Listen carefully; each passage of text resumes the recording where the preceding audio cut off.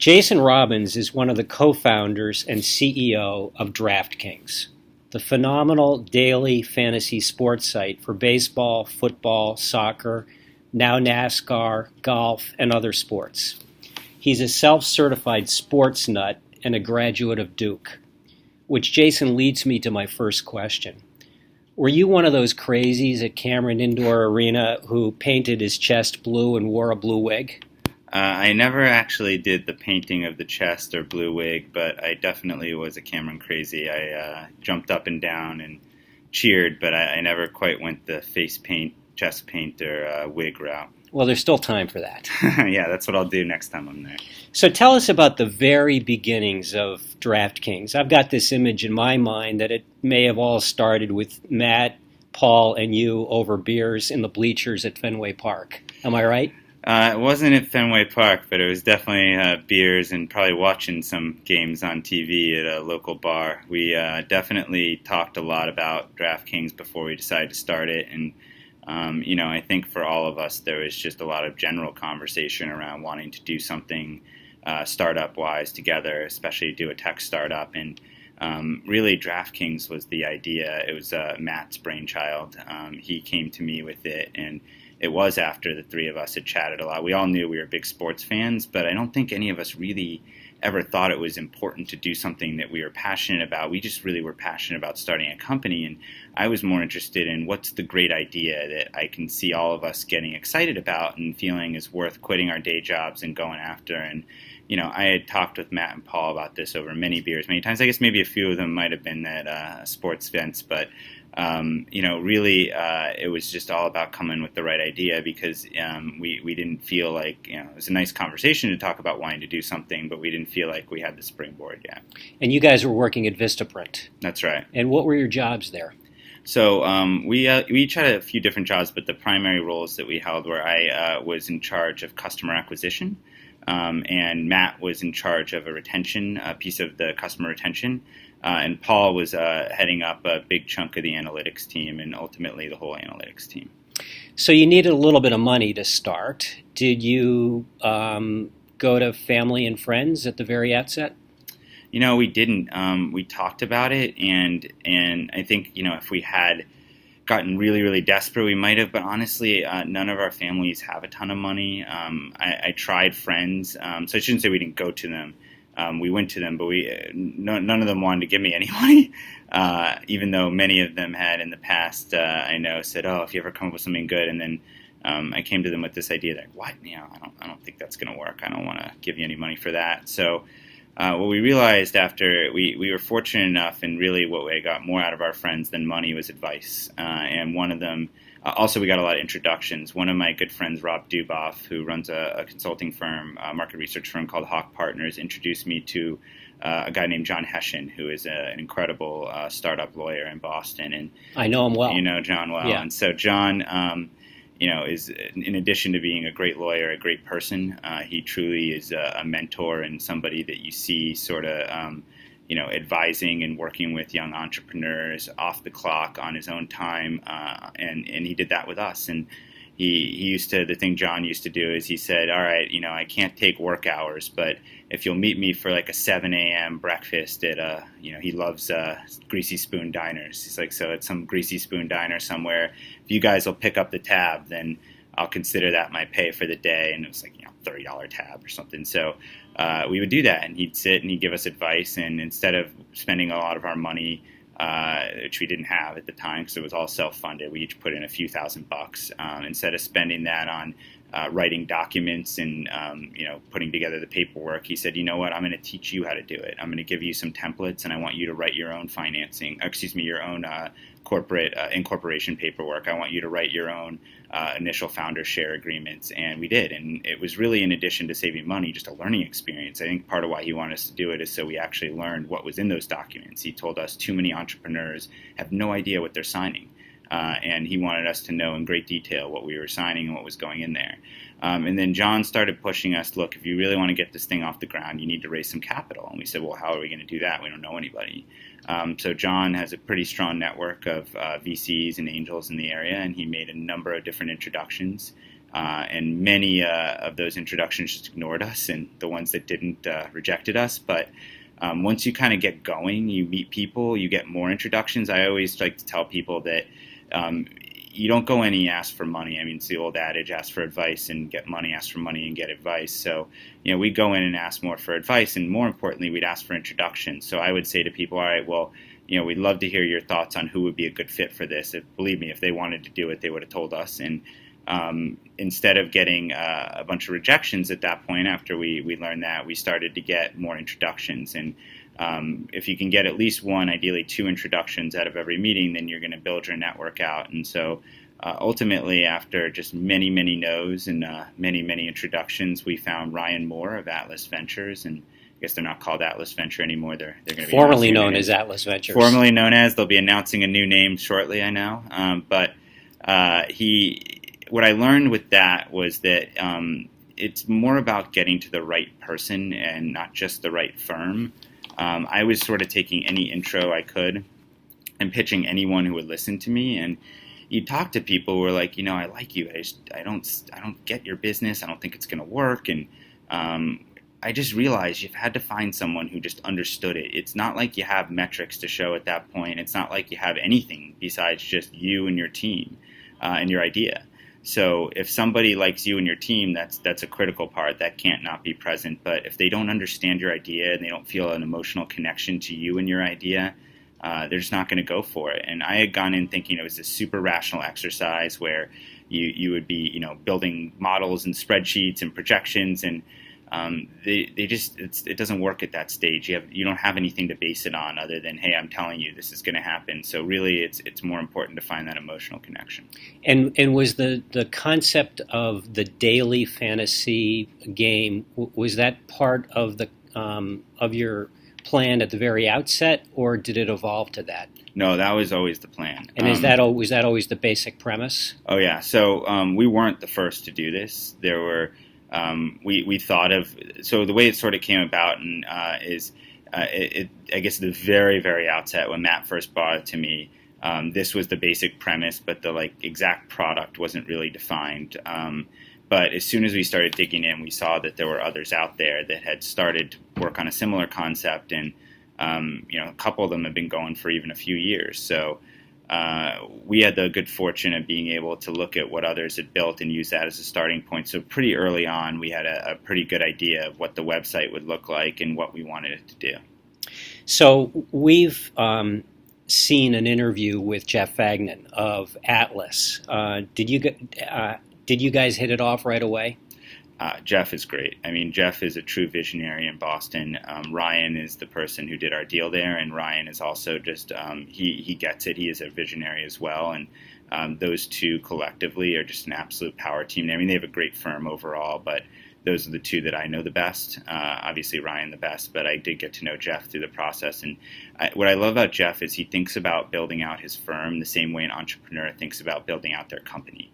He's not a transactional guy. I mean, obviously, he's doing a lot of financing transactions, but he's thinking long term. He's like, how do I build Atlas into a great global powerhouse? The same way an entrepreneur thinks about how do I build this into a huge company. And the decisions he makes are usually with, not just sort of how do I make this transaction work, but how do I think 3-4 steps ahead about what this means for our firm? How is this going to help us in terms of our reputation in the community? How is this going to help us reach new entrepreneurs and get better deal flow? I think a big strategy that Jeff pushed in the beginning was just to be really loose with their seed capital, because no one in Boston was really doing that. And so what that did was that developed a reputation for them, for every entrepreneur. Like, hey, I'm going to go make sure I talk to Atlas because they're handing out checks left and right. And he knew that might lead to some bad deals, but it would ultimately lead to much better deal flow. And the name of the game, as I'm sure you know in venture, is all deal flow. And so did you get some very initial seed money from Atlas? Yeah, they did our original seed round. It was an interesting story how that all went about, but they were the first check in the company. So what's the interesting story? So first thing that happened was we, of course, had pitched, as I mentioned, pretty much everybody I thought around town. I guess there's always more people, and had been rejected. And I've always been told that if you go back to people that already rejected you, it isn't necessarily the best place to get introductions, because then people are like, well, why aren't you doing the deal? But nevertheless, I was desperate at this point. So we had been rejected by Spark Capital, but I had built a really strong relationship with Alex Finkelstein, who's also a really, really great VC in town along the way. And Alex is just a good person. He I think, is much more in the vein of the Jeff and Ryans in terms of thinking big picture and just building relationships with entrepreneurs. So I felt like I could go back, and I went and I sat down with Alex, and he's like, all right, why are you back here, basically? And I was like, I'm just not, no one's bouncing on this. I don't understand. Like, I know you wanted to do the deal, and maybe your firm couldn't get there, but I'm frustrated. I've met with so many people. No one's going for it. I don't want to give up, but I just don't know what to do. Can you help me? And he's just like, well, Jason, he reiterated the same thing. He's like, I'm happy to think about it, but I'm telling you, if I introduce you to anybody, they're going to say, well, why aren't you doing the deal? And I'm going to have to tell them at least something. And that's just going to set it off on the wrong foot. I mean, maybe I can make some recommendations to you who you should talk to, but you really shouldn't get introductions through me for that reason. And I said, all right, well, I'll take some recommendations, because I'm out of ideas of who to talk to. Later that evening, it was literally the same evening, I got a note, an email from him, just 2 lines saying, hey, Jason, I was chatting with Ryan Moore of Atlas Venture earlier today. I really think the two of you should meet. And Ryan was CC'd. So I wrote back just to Alex. I said, thank you so much for the intro, but we just spoke earlier today. You told me I shouldn't get intros from you. Why did you do this? He's like, well, Ryan's a really big fantasy sports fan, and I think he's going to really get and be into what you're doing. And I told him, I really like you, and I think you're a guy you should meet with, so he's pretty teed up. And so I wrote back, wow, thank you.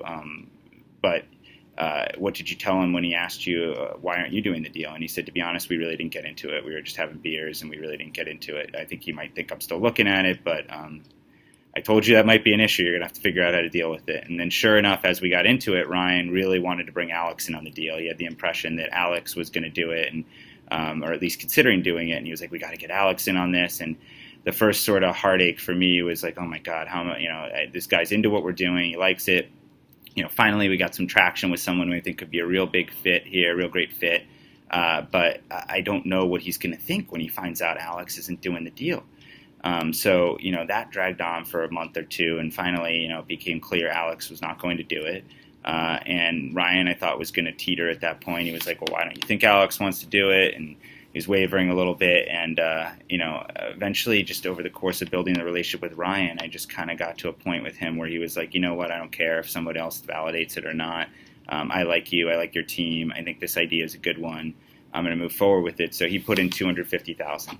And the other really crazy part about this is we had still been in our day jobs while we were talking to him, which is like the biggest no-no ever in venture, in raising from venture. Like, the thought they're going to have, and this is one of the reasons Alex and his firm didn't want to do it, is if these people don't believe in it enough to leave their day job, then why should I put my money into it? Was that the biggest issue? What were the skeptics saying? I think that it's honestly, the biggest issue for people was not believing that it was a big idea. I think that the day job thing made it worse. You think that they're thinking differently now? I think so, but it's always easy in hindsight to see something that you didn't see before.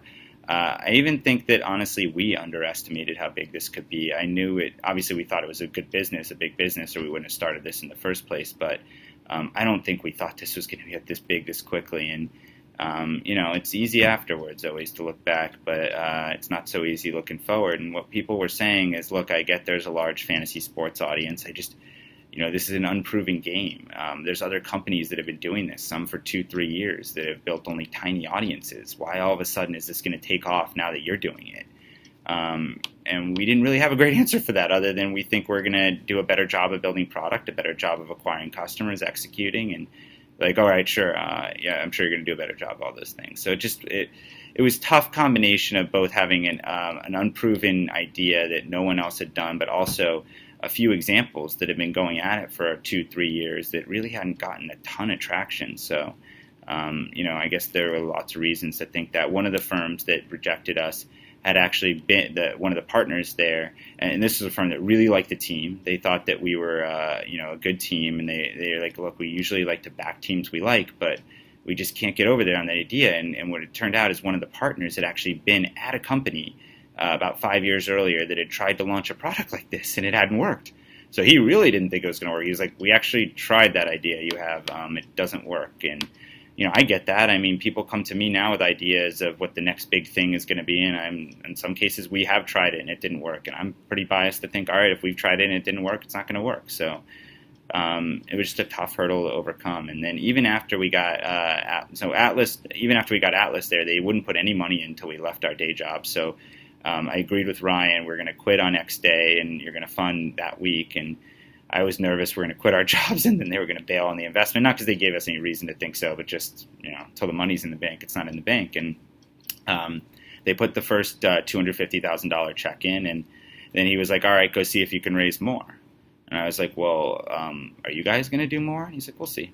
So we started. So I spent the next 3 months fundraising, and eventually, it was just a slog. I mean, the whole first couple years, fundraising is always a slog, but it was just still rejection after rejection. Even after I had the Atlas money in, it got a little easier. As soon as you get that first check in, especially from a firm like that, it certainly gets a little easier. But I still was just running into people who were like, I don't think that's going to work. And so the next big supporter we had was Peter Blacklow from Boston Seed. He and Nicole Stata were people that we had built a little bit of a relationship with, and they do a lot of deals with Atlas and Ryan. So, they had gotten to know us, and Peter was just a perfect fit because Peter had been running the world winner in general games business, online games business at GSN. So he really understood games, and he was himself a big fantasy sports fan. So, Peter had gotten to know us a little bit beforehand and had been interested in the business, but he was waiting to see some validation from a venture firm. So, when Atlas came in, he was actually, pretty quickly on board. But after that was when it got tough, and eventually we got a couple other big supporters, Angel Street Capital down in Providence, who was just a relationship that Paul, my co-founder, had from another startup. They just, they totally didn't get the product at all. They just liked the team, and they were probably the one example that just didn't seem to care that they didn't get the product. They were just like, we like the team. We think there's some other good people in here, sure. And then Hub Angels, which is an angel group. The interesting thing with angel groups is they have a really long process. They spend months of multiple meetings. They're scheduled, so they don't really move quickly.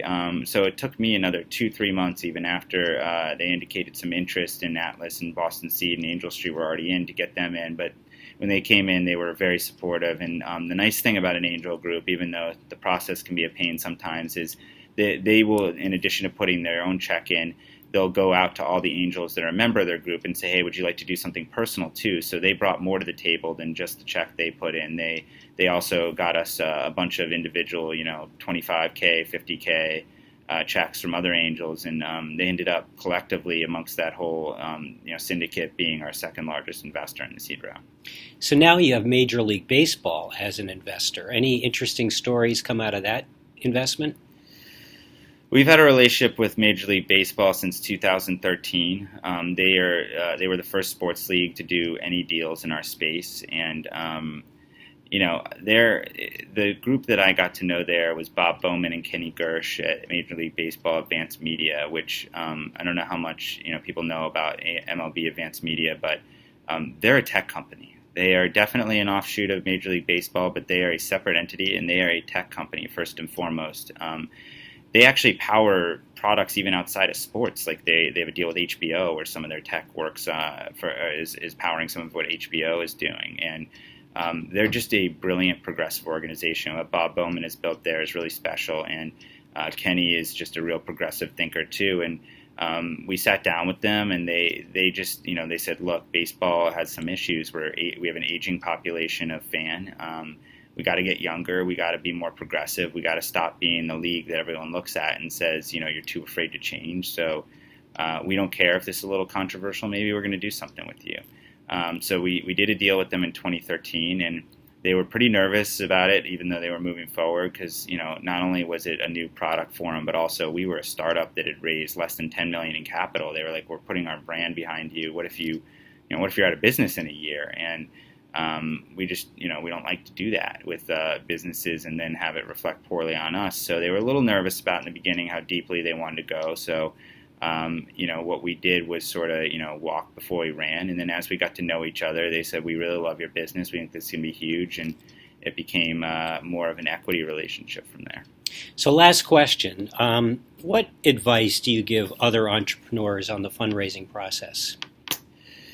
I think persistence is number one. You are going to get rejected way more often than you're going to get even an indication of interest. And then you're going to also get people who indicate interest and spend a lot of your time, and they're going to reject you too. I mean, sometimes it doesn't happen that way. Sometimes, I've seen entrepreneurs who just the stars align and things happen for them right away. But it's mostly not like that. It's mostly a long and tough road. And you just have to not give up.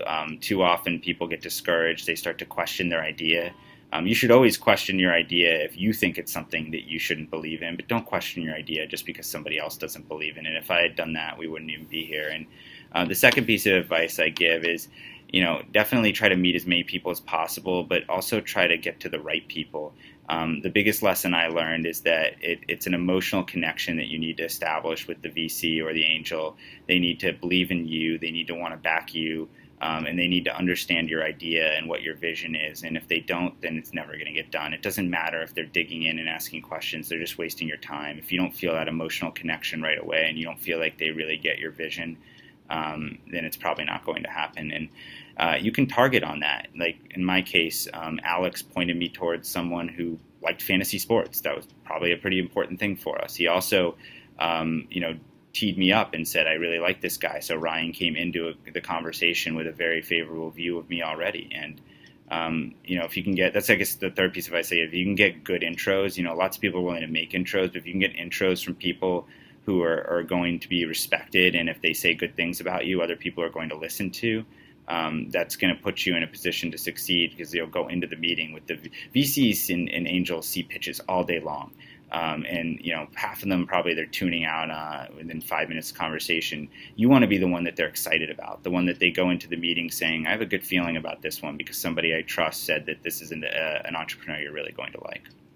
Jason, thank you so much. Great advice, and we appreciate it. Thank you.